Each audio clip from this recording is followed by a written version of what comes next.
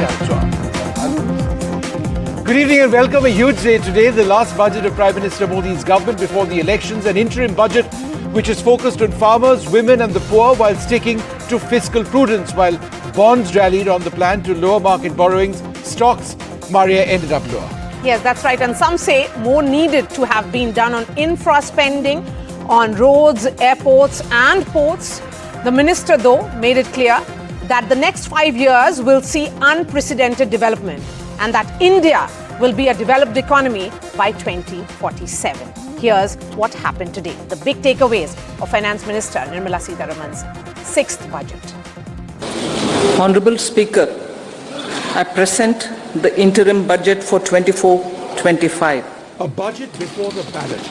The Finance Minister Nirmala Sitharaman's interim budget before the big Lok Sabha elections ticked all the boxes for a vote on account.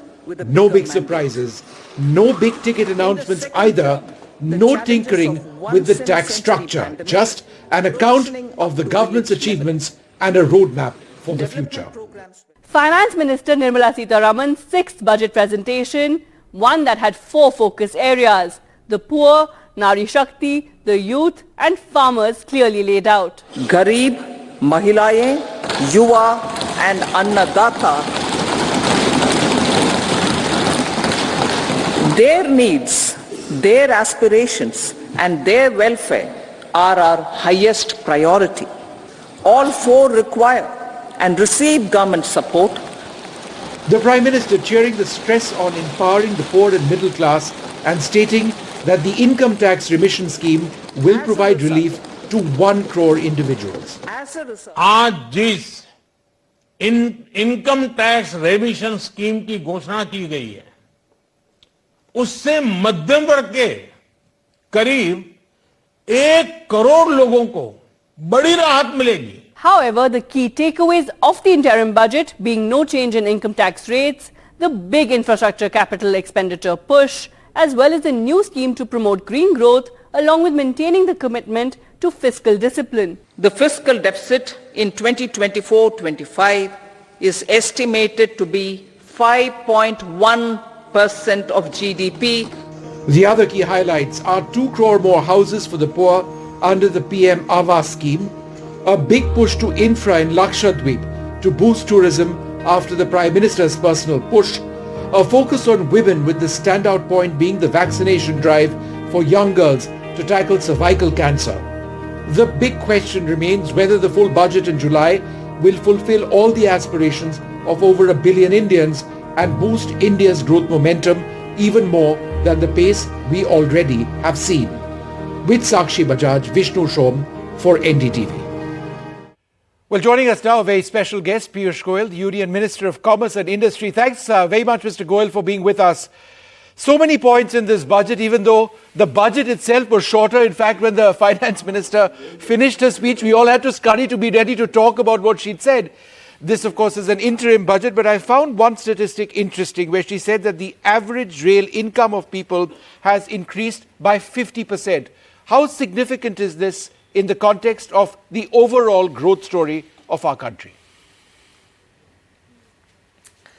Well, I think we must see it in the context of what we inherited in 2014. A broken economy, fragile 5, the world had written us off. High interest rates, high inflation, very low on foreign exchange reserves, growth plummeting. And by and large, the confidence in the nation was completely missing. Investors were not comfortable coming to India. In that context, the last 10-year journey has been one of strengthening the macroeconomic fundamentals and meeting the needs of the people of India, whether it's food, clothing, shelter, healthcare, education, good roads, or let's say good connectivity, digital connectivity, road connectivity, railway facilities, airport facilities, or whether it's tap water connections. I mean, if you look at the life of a common man, this government has focused its energies to make sure that every person living in India is benefited by one or the other scheme. our youth get more opportunities, our women get respect and come into the mainstream, come into the formal economy, our farmers' productivity and incomes increase, and the poor come out of the deprivation or the marginalized life that they've led for years. The fact that 25 crore people have come out of multidimensional poverty in 10 years is no mean achievement. Yes. This budget, in a way, builds upon this strong foundation as we work towards making India a developed nation. Mr. Goyal, in 2019, it was you who had presented the vote on account. At that time, we had seen several substantial announcements for farmers under the Prime Minister Kisan Nidhi. There were taxation announcements as well. And this time around, though, there seems to be nothing in that category of populist. Do we see these as signs of a government confident of returning? First of all, I'd like to correct you that even the interim budget of 2019 did not tinker too much with the tax rates or with the overall structure of our various schemes. The PM Kisan Samman Nidhi was actually a scheme brought in the current year itself. It wasn't for the future. It was a scheme we introduced for the year 18-19 itself. And it could have been a cabinet decision, it could have been an announcement in the budget. It was started from December of 18. So I think we have kept the sanctity of the interim budget even in 2019. This time around also, the vision for the future has been given. The roadmap to become a developed nation has been laid out. Our thrust areas, be it in the green economy, be it in innovation, be it in strengthening the tourism infrastructure of the country, be it in creating robust infrastructure to bring down logistics costs and make business and life easier for the common man, and our effort to sustain the economy and the economic growth over the next 2.5 decades is reflected in this budget. And I think if you go back to the 2019 budget also, you'll find the major portion of that budget was dedicated to articulating Prime Minister Modi's vision for India. And I think we've come out winners in terms of actually implementing Prime Minister Modi's vision through his sincere hard work, through his efforts over the last 10 years. And going forward, he stands committed to making India truly a prosperous and developed society. You know, Mr. Goyal, we live in a young country. Our demographic dividend, some would suggest, is perhaps our greatest gift. But we have a lot to do in order to make that work and to effectively ensure that it results in economic growth. Women are obviously a key part of that demographic dividend. The opposition says that you treat women only as a political constituency. But when I look at this budget, and it's a short budget, I find 3 separate areas where you focused on women, starting with the girl child, right? Vaccination for girls against cervical cancer, 83 lakh women, self-help groups and the work they've done, and Lakpati Didis. How is this essential for our economic growth, the role of women? Vishnu, I'm very happy you raised this issue, because if you see Mr. Modi's work in the last few years, right from day one, what did he focus on? The Jan Dhan Yojana, so that we would empower people who were marginalized, who never had financial inclusion, never had a bank account. And the first focus was at least one bank account, preferably of the lady of the house. Of course, now we have 50 crore Jan Dhan accounts. Almost everybody in the country today is a beneficiary of banking system in the country, of a very strong, robust banking system. He focused on Ujjwala to relieve the women from the problem of smoke chulas. I remember going to my grandmother's house in my childhood. She would start early morning from serving us tea, breakfast, lunch, get a short break in the afternoon, evening tea, dinner. We saw her on the chula the whole day. They said 400 cigarettes got into her body. He relieved women from that stress. He brought dignity to our sisters, to our mothers, to our daughters with 11 crore toilets. Governments had come and gone for 65 years. Nobody ever thought that our women deserve the dignity of a toilet, at least a toilet. The fact that he made sure that 4 crore families get a free home, and those homes were in most cases registered in the name of our sisters or of the women folk in the family. Tap water, waterborne diseases is our biggest pain. Already 11 crore additional homes have got Nal Se Jal, tap water connection. Now, each of these has had a transformational impact on the life of our women folk. And bear in mind, every woman that we teach, every woman who goes through the formal education process, every woman who aspires to become a part of the formal economy doesn't add 1 time to the economy. They probably add 1.5 or 2 times to the economy. And I'll tell you why. Our women are doing great work. Even if they work at home, they're contributing to the GDP, but not being recognized as such. They're not being taken into account in the formal GDP. But as each woman comes into work, as Maria Shakil becomes a famous and a very reputed TV anchor, Well done, she Maria. gets a formal salary. She contributes to the GDP in a formal sense. And either a man, woman or a machine takes over the work which you would otherwise have done at home, adding a second element to the GDP. So there's a washing machine to be sold. There's a dishwasher to be sold.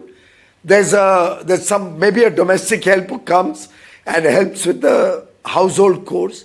That's a second element to the GDP, adding to the formal GDP. So women-led development is India's future.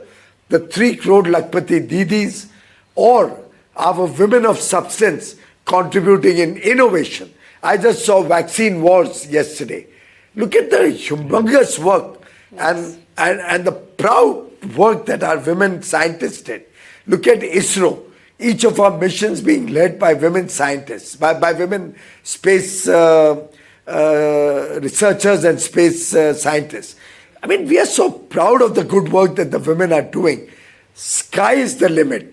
Or rather, even the sky is no more a limit for our women. And interestingly, Mr. Goel, this government has, developed a lot of curiosity, particularly around this scheme which has been announced, which is a housing scheme for deserving middle class. When will you be rolling this out? How soon? And how do you define this deserving middle class? What is the criteria? There's so much to ask you on that front. Well, I wouldn't be privy to the exact contours or the timing of the scheme. The Honorable Finance Minister, her team and the Housing Ministry, I'm sure, would be working on this. And in due course, as it gets formalized, I'm sure we'll all be benefited by knowing what is coming out of it. But it shows the direction in which Prime Minister Modi is actively working and engaging. He sees that with 25 crore people coming out of poverty, now it's time that we also address the neo-middle class or the people who have come into the middle class and address their concerns. So I think this is really a transformational journey the nation is going through. Sure. And looking at the trend figures, looking at the confidence that the world has in India's story today, we'll see large amount of investment coming to India. We'll see rapid economic growth, work opportunities, business opportunities, job opportunities galore. I think India's time has come, and the next 2 decades, 2.5 decades is going to take India on a transformational journey of progress and prosperity. All right. One final question, if I may, Maria. For years and years, all of us, Mr. Goel, who look very closely at national security issues, have criticized every single government for not spending enough on defense. I find it interesting that this time around, the amount on capital expenditure in defense, which is so important, is actually the highest that we've seen as a percentage in quite some time. So the absolute spend on equipping ourselves is substantial, as opposed to in the past when we were struggling to make salary payments, pension payouts, and running this behemoth, which is the Defence Ministry and the Armed Forces. I think that's important and critical given the volatility that we see around us. And bear in mind, we are also focusing on Atmanirbharta. Yes. So our defense production is increasing in India. Our defense exports are increasing. We are becoming self-reliant, and we won't be at the mercy of foreign technologies or foreign supplies at critical juncture when you need equipment the most. This is the sign of a prudent fiscal policy or prudent financial numbers, that we have made adequate provision to ensure that no section is ever starved of funds. In fact, I must say Prime Minister Modi and Finance Minister Ms. Sitharaman have been gracious that any ministry or any department needs funds even during the course of the year. Yes. Be it Manrega, be it for commerce, be it for promoting industry. They have never let us down, and funds has never been a constraint or a limiting factor to our ability to take the benefits of progress to the people of India. All right, Piyush Goyal, pleasure speaking to you, sir. Thank you so much. And we hope you'll be giving us time also in the month of July when the main budget is presented. So thank you so much for speaking to NDTV. Vishnu? But we're going to move on now. Joining us now, Dr. Amit Mitra. He is a leading economist, of course, a Trinamool Congress leader, somebody who's looked at budgets for decades and decades. Thanks very much for being with us. A substantial bit of what the finance minister focused on was on skill development. That's obviously critical as we go forward. The Skill India mission has trained 1.4 crore youth. The Skill India mission has upskilled 54 lakh people. Do you believe that this is important? Or do you believe that we need to see more in terms of how many jobs have actually been generated from skilled or upskilled people? I think you hit the nail on the head, Vishnu. We know that the numbers look very nice, but in fact, jobs don't get generated. Approximately 24,000 jobs may have been generated out of crores that are being trained. But let me take you to the more fundamental issue. What is the state of these people that you're training? Today, 42 million people are unemployed in India. Nobody speaks about that. The unemployment rate, according to government, is 9.05%. Let me come to the second issue, youth unemployment. See, you're training people, they're youth. It is shocking that 44.5% of those in the age group of 20 to 24 are unemployed today. Now we talk about demographic dividend, and in the budget, demography was one of the issues talked about. This is demographic deficit. Let me also ask myself, how many people were added to the labor force since 2018? 135 million people joined the labor force.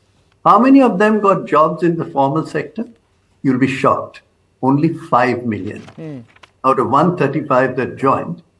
And the last point I'd like to make on this, 450 million people in India today are either not working or have given up looking for jobs. That's larger than the US population, 450 million people. But I don't see the media or anybody debating this issue. You're talking about job training. What about the state of the unemployed? Yep. What about the people who have given up? They've left the labor force. 450 million either are not looking for jobs. Dr. Mitra, I take your point. I take your point. I suppose the government would counter that statistic by saying, and this is again in the budget, that 25 crore people have been elevated from multidimensional poverty in 10 years. Yeah, I think the problem with that is you suddenly speak of multidimensional, the government speaks of multidimensional poverty. That has 12 indicators. 2 of those are cell phone. One is cell phone, the other is bank accounts.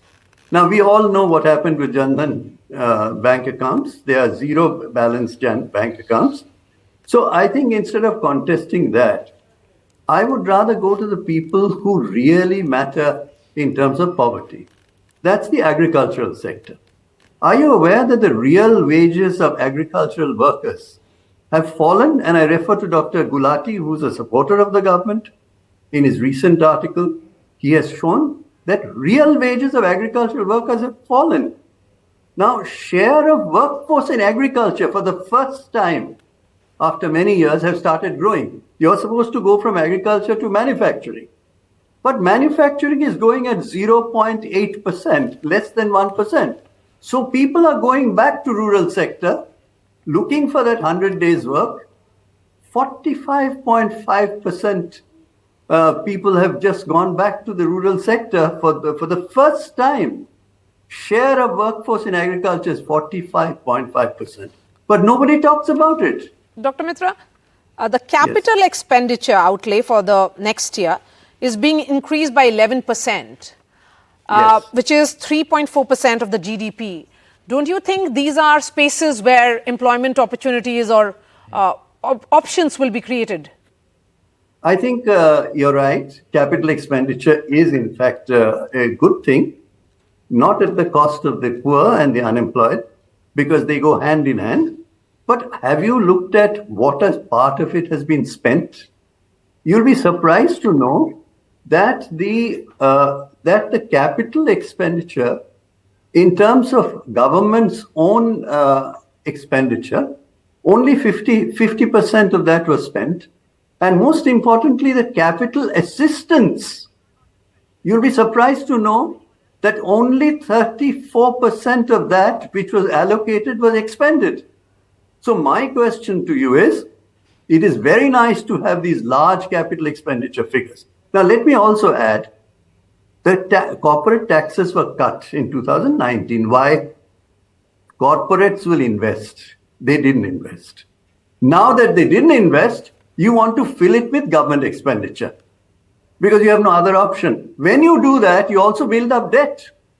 Are you aware that the debt GDP ratio has been warned by International Monetary Fund, saying, hey, wait a second, very soon you'll have 100% of GDP as debt. If any shock happens in the global economy, which can happen anytime. Right. So my concern is that while you allocate capital expenditure, you don't spend it. What you do as assistance of capital expenditure, that you don't release. So who are we talking to? And private sector investment. Why doesn't the media talk about that? Is a concern. Question them. All right. Well, Dr. Mitra, you've raised lots of key points over here. I'd like to thank you very much, sir, for being with us and sharing your concerns on the economy and what the budget actually says. Maria? Yes. You spoke earlier today to the Minister Hardeep Puri. In fact, Maria spoke to Hardeep Puri, where he answers several of the key points and addresses them raised by Amit Mitra. Let's take a look. Joining me now is Union Urban Development Minister Hardeep Puri. Mr. Puri, thank you for speaking to NDTV. And let me begin by saying that there was a lot of anticipation and expectations from this budget. But it also shows that this government is extremely confident of returning. And that's the reason why it was almost like a build-up, a trailer to a movie which will be coming later. Is that the right reading of it? First of all, Maria ji, I want to do some context setting for you. This is an interim budget. It is a vote on account, and it is a situation in which the government has come with a 10-year report card showing that it has put in a sterling performance on every front, whether it is moving people out of multidimensional poverty. You have a situation there in which, a very large number of people have come out of multidimensional poverty, lifted out of multidimensional poverty. But more than that, the existing schemes you've added up. For instance, if you've got 4 crore people already are beneficiaries under the Pradhan Mantri Awas Yojana, under the Grameen and Shahri Kshetra, you today have a situation where they've added another 2 crore. Now, my point is, if this is not ambition, even in a interim budget, what is? You had, the other day, 2 crore Lakhpati Didis. They've added another 1 crore. Then, if you look at my sectors, the sectors I have the privilege of being associated with, one of them is Petroleum and natural gas. The other one is housing and urban affairs. Petroleum and natural gas, you're talking about compressed biogas, which is a very major thrust area. I was in UP the other day. In Badaयूं, the Honorable Chief Minister inaugurated a second generation plant which is going to use agricultural waste, parali from rice husk. And we're making 100 plants there. And now she's talking about compulsory mandating. That is, it will become mandatory for people to mix 1%, then 3%, 5% compressed biogas in the fuel. Look at our biofuel story. So everywhere, it's a government which has demonstrated a sterling track record in 10 years, and they're adding to that. But please note, it is an interim budget. You cannot make policies for the next 5 years. There is a reasonable expectation that it will be another Modi government for another 5 years. But you have to plan up to a point. Capital expenditure. I mean, it has been going up by 30% every year. We had a situation where now it's 10 lakh crore. They're adding another 1.1 lakh crore to it in the short period. All schemes are executed in a timely manner. The goods are being delivered to the beneficiaries. You should have seen the emotional connect with the beneficiaries. And on top of that, it's a country which has landed on the south pole of the moon, literally all over the moon. It's a country which is celebrating the consecration of Lord Ram, plus all the physical deliverables to all the beneficiaries, and the fact that the business climate is positive. The IMF, look at their expectation or projected rate of growth for the world, and ours is twice that figure. And yours, if you look at the compilation of all the figures, India is the fastest growing economy. Okay, Mr. Puri, I'm looking at the point that was made by Finance Minister Nirmala Sitharaman, and since this is under your ministry, we would like to get more details of this scheme, a scheme to be launched to help deserving sections of middle class. How do you define them, and how soon will it be implemented? What will be the criteria, and how many of these deserving middle class will be the beneficiaries? I was delighted, Maria. Thank you for asking this question. I was delighted that Nirmala ji brought this up. This is an idea, I think, whose time has come. We had, under the Pradhan Mantri Awas Yojana, 4 verticals earlier, and we used to offer the state governments a bouquet from which they could choose.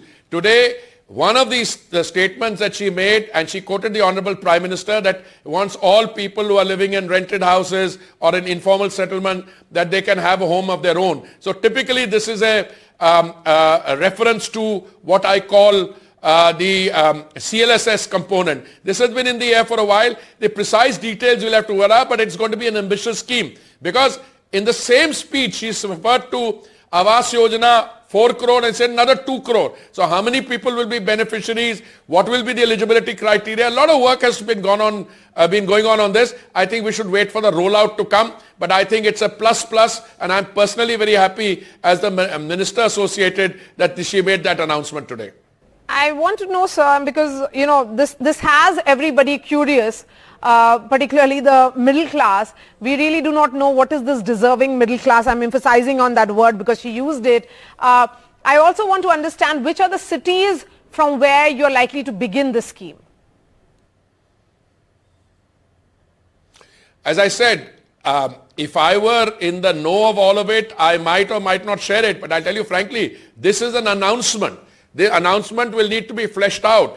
First of all, there is a point of view in the government and in other sectors that the government does a lot for all sections of the society. But the middle class, which produces the wealth, maybe sometimes, they are not getting the benefits. But no, I think if you look at the benefits flowing to the middle class, metro rail adds to middle class comfort, ease of living, Pradhan Mantri Awas Yojana adds. But why not only for the economically weaker section? Certainly for the middle class as well. The previous CLSS scheme was for lower income and middle income group. All right, Hardeep Puri, appreciate your time. And let me go straight to INB Minister Anurag Thakur. Anurag ji, शुक्रिया हमसे बात करने के लिए. गरीब महिलाएं, युवा, अन्नदाता, ये सरकार की प्रायोरिटी एरिया है और प्रधानमंत्री ने इनको कास्ट बोला है. तो क्या ये फोकस एरिया मान करके आप लोग उम्मीद करते हैं कि जो चुनाव होगा वो आपको फिर से वापस बजट पेश करने का मौका देगा? मारे जी, पहली बात तो मैं कहूं कि ये बजट समावेशी भी है, अभिनव भी है. This is not only the interim budget but this is inclusive and innovative as well. Well, you talked about the Gyan which is the गरीब, युवा, अन्नदाता एंड नारी. तो मैं इस पे इतना ही कहूँगा, ये जो चुनाव की दृष्टि से बजट लाते हैं उनके लिए हो सकता है. हमारी सरकार ने 10 साल 24 घंटे 365 दिन काम किया है. एक ऐसा प्रधानमंत्री जिसने पल पल देश के लिए जिया है, समर्पित किया है और देश की पाई पाई बचाई भी, देश की भलाई के लिए लगाई भी. इसलिए मैं कहूँगा ये विकसित भारत को मजबूत नींव रखने वाला बजट है और युवाओं की आकांक्षाओं पर खरा उतरने वाला बजट है. और ये मैं इसलिए कह रहा हूँ कि कोई चुनाव को लेकर बजट नहीं है. हमारे काम जो 10 वर्षों के, वो अपने आप हमें वोट सुनिश्चित करते हैं, क्योंकि भारतीय जनता पार्टी इकलौती ऐसी पार्टी है जिसने अपनी विचारधारा के साथ कॉम्प्रोमाइज़ नहीं किया. और हमने जो पहले दिन कहा था 370-35 से हटाएंगे, वो हटाया. कहा था CEA कानून लाएंगे, लाए. कहा था ट्रिपल तलाक से मुक्ति दिलाएंगे, दिलाया. कहा था भव्य राम मंदिर बनाएंगे, बनाया. ऐसी अनेकों बातें जो कही वो करके दिखाया, आगे भी करेंगे. तभी इस बजट में हमने कहा कि विकसित भारत बनाएंगे और ये जो 25 साल का रोड मैप है उसके लिए अगले 5 साल बहुत महत्वपूर्ण है. और continuity is very very important. स्थिरता, निरंतरता किसी भी देश के लिए, सरकार के लिए, पॉलिसीज़ के लिए बहुत महत्वपूर्ण है. और मैं कहूँगा शायद यही हमारी ताकत है. स्थिर सरकार थी, पॉलिसीज़ थी और लागू करने में भी बहुत इफेक्टिव थी. Anurag, one of the most interesting parts of the budget I found was this corpus of 1 lakh crore rupees with 50-year interest-free loans, where you are encouraging startups, you are encouraging sunrise sectors, you are encouraging innovators, you are encouraging new ideas. When we talk about India's economic growth, how is this an essential part, not just of Atmanirbharta, which is a relatively new slogan, but really about our overall economic progress?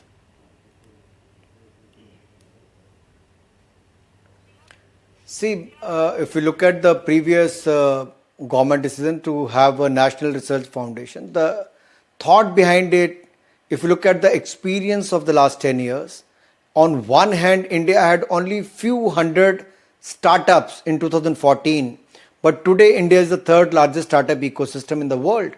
At the same time, back home in the education system, new education policy, we have tried to focus on the innovation and education both. At the same time, we have Atal Tinkering Lab running to more than 10,000 Atal Tinkering Lab across the country and various other such research groups. So basically, it is not only the research done by the startups, young entrepreneurs, but also from the school till the startups level to becoming entrepreneurs.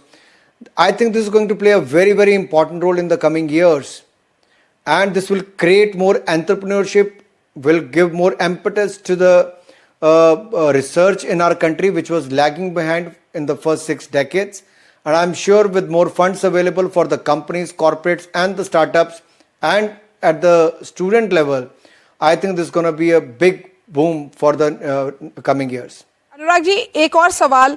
आपके विरोधी बोल रहे हैं कि ये rear view mirror को देखने वाला बजट है और जीरो ऑन डिलीवरी है, क्योंकि आप आईएनबी मिनिस्टर हैं, आपको नैरेटिव सेट करना होगा, तो आप उनको किस तरह का जवाब देंगे? मैं इतना ही कहूंगा, अगर आज तक का सबसे बड़ा प्रावधान 11,11,111 करोड़ रुपया कैपिटल एक्सपेंडिचर आधारभूत ढांचे के लिए किया हो, this is the largest capex amount of any government of India budget and it is 11% more than the previous year, which is 10 lakh crore rupees. तो मैं इतना ही कहूँगा, इससे क्या होगा, आपके आधारभूत ढांचे को बल मिलेगा जो आपके विकसित भारत की बहुत बड़ी मांग है. और अगर मैं पिछले 10 पर मारे थोड़ा प्रकाश इस पर डालूं, कैसे फर्क पड़ता है, इससे रोजगार स्वरोजगार के अवसर मिलते हैं, गवर्नमेंट के साथ प्राइवेट सेक्टर का इन्वेस्टमेंट आता है, आपको जो एक्सपोर्ट के लिए रोड कनेक्टिविटी, रेल कनेक्टिविटी चाहिए, एयर कनेक्टिविटी चाहिए, उसका बल मिलता है. और अगर पिछले 10 साल में देखेंगे, 10 साल पहले 90,000 किलोमीटर्स नेशनल हाईवे था, आज 1,46,000 किलोमीटर्स नेशनल हाईवे था। पहले हमारे पास 5 शहर मेट्रो से जुड़े थे, आज 20 शहर मेट्रो से जुड़े हैं। पहले हमारे पास केवल 7 एम्स थे, आज 23 एम्स हैं। हमारे पास 3,20,000 किलोमीटर ग्रामीण सड़कें थी, अब हमने उसमें 3,75,000 किलोमीटर की एडिशन की है। 74 एयरपोर्ट्स थे, आज हमारे पास 150 एयरपोर्ट्स हैं। ऐसे ही हमारे पास मेडिकल कॉलेज 350 थे, आज 700 से ज़्यादा, दुगने से ज़्यादा कर दिए। यूनिवर्सिटीज़ दुगने से ज़्यादा कर दी। तो आपको हर सेक्टर में इसका प्रभाव दिखेगा, गरीब से लेके मध्यम वर्ग से लेके देश के चहुमुखी विकास पे इसका असर दिखता है जब आपका कैपिटल एक्सपेंडिचर आता है। दूसरा, जब आप कहते हैं सेल्फ हेल्प ग्रुप की महिला जो है उसको हमें लखपति दीदी बनाना है, तो 1 करोड़ हमने बना दी, 2 करोड़ और, यानी कि अब 3 करोड़ महिला दीदी लखपति बनाएंगे हम लोग। फिर एक और इसमें अगर आप देखेंगे, आप 1 करोड़ घरों के ऊपर रूफटॉप सोलर प्रोजेक्ट लगेंगे, जिससे आपको 300 यूनिट बिजली मुफ्त मिलेगी, बाकी बिजली 18,000 रुपये सालाना आपकी आमदन होगी। आपके 1 करोड़ से ज़्यादा ऐसे टैक्स पेयर्स हैं जिनके पुराने मुकदमे चल रहे हो, सारे खत्म हो जाएंगे, हज़ारों करोड़ उनका बचेगा भी और मुकदमों से मुक्ति मिलेगी। कोई नया टैक्स नहीं लगाया गया। कांग्रेस के समय 2 लाख रुपए से ऊपर की आमदन पे आपको टैक्स देना पड़ता था, आज 7 लाख रुपए की आमदन तक आपको कोई टैक्स नहीं देना पड़ता। आप ट्रेन का, ज़्यादातर भारत का लोग ट्रेन में सफ़र करते हैं, अब 40,000 बोगीज को वंदे भारत की तर्ज पे कंफर्टेबल, आरामदायक बनाया जाएगा, आधुनिक बनाया जाएगा। अब इन सब से क्या होगा, जॉब क्रिएशन भी होगी, एम्प्लॉयबिलिटी बढ़ेगी और साथ के साथ आरामदायक सुविधाएं भी आपको मिलेंगी। Anurag ji, thank you so much for speaking to NDTV. We hope to have another conversation with you soon. So thank you so much for joining and breaking down the big picture of this budget. Vishnu. All right, well, we're joined now by Krishnamurthy Subramaniam. He is the former Chief Economic Advisor of the Government of India, somebody who's tracked all of this very, very closely. For you, if I was to ask you, put you on the spot, succinctly, your top 3 highlights of this interim budget. You asked me 3 things, Vishnu. Let me give you 3 words. There's echo. Can you reduce that, please? We'll fix the fallback. Yeah. Judicious, non-populist, and visionary. Why is it judicious? Because the fiscal consolidation path that has been laid is reflective of a very judicious, a way to go about it. It's non-populist because no big bang measures have been announced. The measures that have delivered high growth with sound macro fundamentals, those have been redoubled upon. And visionary, when you look at the 1 lakh crore amount for innovation, I think that's important. The capital expenditure increase of 11%. I would have preferred even higher allocation for that, but even 1,11,000 crore increase is significant, and the incentives being given to states for capex together with tourism as well, fostering tourism. I think those are all setting the vision for 7% plus growth in the coming decade. So those are the 3 words that I have for you: judicious, non-populist, and visionary. In terms of the capital expenditure outlay, there is a very ambitious plan which has been put out. 3.4% of the GDP, that will be the total cost.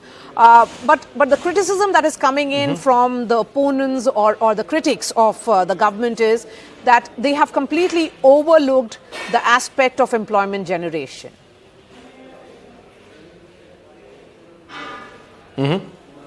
So how should all these aspects like, expenditure be seen? They say that it's a great move, but when it is about the bread and butter issue, that has not been taken care of. Maria, you would remember that in the 2018-19 economic survey, we had analyzed very carefully what creates sustained growth, including inclusive growth through jobs. And we had pointed out that it starts from investment, that is why the emphasis on capital expenditures is incredibly important. Some people are pointing out that private investment has not picked out. When I look at the data, actually I see a different picture. If you look at the corporate capex, capital expenditure done by corporates in FY22, it increased by 28%. In FY23, it increased by 23%. In FY24, this year, in the first half of the year, it's increased by 10%. And typically, capex does, the run rate is higher in the second half of the year. So when you put it together, in the last 3 years, corporate capex has actually gone up, and this is Axis Bank data, it has gone up by more than 60%. So the impact of this on employment actually will be, definitely seen, because, not just in India, but anywhere else in the world, it is investment that eventually creates jobs, and that is already happening. I'll give you a couple of statistics on employment from the PLFS data. For a second, because I'm also joined. Youth, sure, just hold that thought for half a second. I just wanted to also be joined by Yogendra Yadav, who's been listening very patiently. Yogenji, thanks very much for being with us. Job creation is something that we've been looking at. Also, whether enough has been done to take people out of poverty. Now, there are some statistics which the government has released. 25 crore people have been elevated from multi-dimensional poverty in 10 years. Given the size of our country, that number is relatively small, but still, the government says that more has been done in poverty alleviation in 10 years than has been done before. How do you see that? Vishnu, I tried to listen to the speech very carefully. Maybe I missed something. Did you hear the word unemployment in the speech? I did not. And as I travel on the roads, when I move around, when I ask people, when I look at surveys, this is one thing that comes up at the top by every possible measure. And for the budget, I fully understand that it's an interim budget. And I actually appreciate that no major policy announcement has been made, which is according to the Maryada, which was broken in 2019. But now that the government has decided to follow the Maryada, I think we should applaud it, but we should not suddenly call it great confidence or great move, etc. This is simple, normal courtesy that you do not do a full-fledged budget. But the one thing that required some kind of interim relief was the issue of employment. I see absolutely nothing there. Number two, I heard Mr. Subramaniam very carefully. And yes, I've been listening to this. He knows in economics infinitely more than I do. My simple question is, how long will we continue to hear these stories of capex, which will finally result in employment? When will that final thing come? One way of looking, Yogenji, one way of looking at it is, if the word unemployment hasn't been used, then certainly they've spoken about areas of employment generation. For example, the purpose of the Skill India mission is to generate jobs.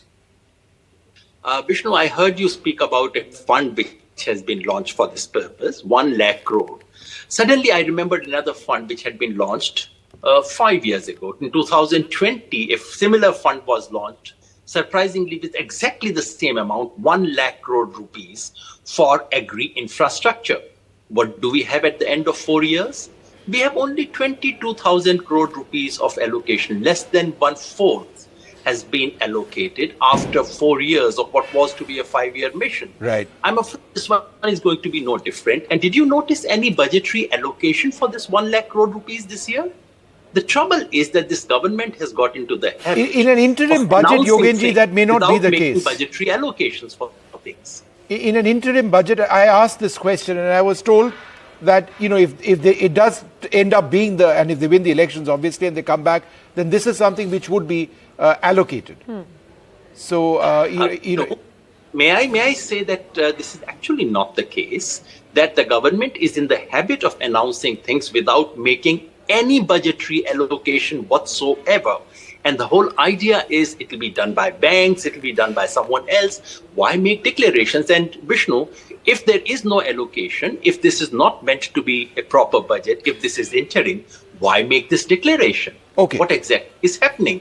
And on the farmers front, something that I'm somewhat familiar with, the one thing that every farmer in this country wants, and if this budget was at least about making some announcements, even if there was no budget, then why not make an announcement about legal status of MSP, which is what the farmers have been demanding? Why not simply acknowledge the fact that agri-GVA has come down to 1.8%, Sure. which is so bad and needs to be addressed? Okay, Yogenji, I'm only interrupting you now because we do need to take a break. It's a problem with television. This is the way it is. I apologize. I'd like to thank both of you very much for joining us. Maria.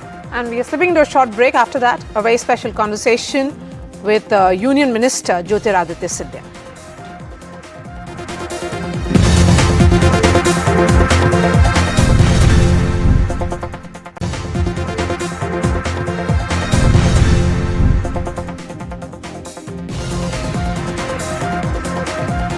Welcome back. We've been looking at various aspects of the budget. Joining us now, very special guest, Gokul Chaudhary, the President of Tax at Deloitte India. Thanks, Mr. Chaudhary, very much for being with us. One of the key messages by the Finance Minister was around tax buoyancy, where we have been seeing a rise in tax revenues, as well as the number of taxpayers. Is this part of a continuing trend? I mean, if we look at the pattern here, this year we have got close to 10 to 12% greater revenues than what we got the previous year. And then if you look at the projection that they're doing for the next year, they're again projecting 12 to 13% growth in tax revenues. Now, of course, there is an inflationary effect that takes place in the economy, but that's about 6-7%, which is the impact of inflation impacting every part of the collection. But there is a buoyancy beyond that is happening. Now, that's also illustrated by something that the government started building upon some years ago, which was to try and increase the base. So, if you recollect, in 2013, we had about 30 million taxpayers. Today, we've got nearly 75 million taxpayers.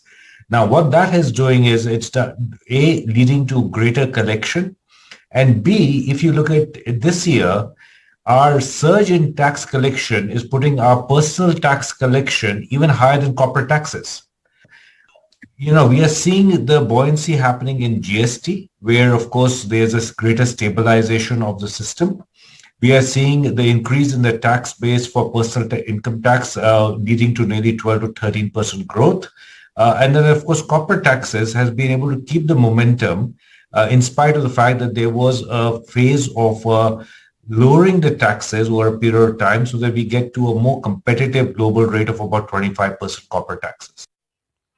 Okay, Mr. Chaudhary, the Finance Minister announced creating a corpus of 1 lakh crore for innovation funding. Do you foresee any tax incentives being reintroduced to further incentivize research and innovation, particularly in sunrise sectors, and what will it really mean for India?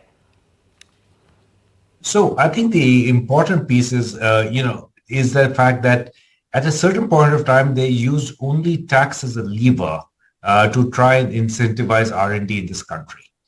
So they brought in a patent box, for example, a few years ago, and it really didn't have too much of uptake because tax is an outcome once you do get the R&D activities up and rolling, and that was not taking off because of the stress on capital funding for R&D per se. So in some sense, this initiative is like introducing a PLI for R&D. Just the way they brought in a production-linked incentive for manufacturing in key sectors, now they're saying, why can't we take the same approach of trying to fund the financing of R&D in this country and innovation in this country? Give it a long lead, give it financial support. Is India unique in this? No, I think some of the other emerging economies are also similarly doing it. Because, somewhere the economic benefit of R&D taking off in a country and innovation happening in a country is multifold. It has an impact on variety of economic activities thereafter. So I think it's money well spent to incentivize both the startup ecosystem. It's money well spent to be able to get some of the tech innovation done, specifically when India wants to be at the forefront of space technologies. It wants to be at the forefront of AI. So I think getting this piece done is an important one. But of course, the devil will be in the detail as we'll see it unfolding. Mr. Chaudhary, thanks very much for joining us and, sharing those details with us. Thanks very much indeed. We're going to take a short break. There's a lot more coming up, including several key interviews done by Maria and me. And you.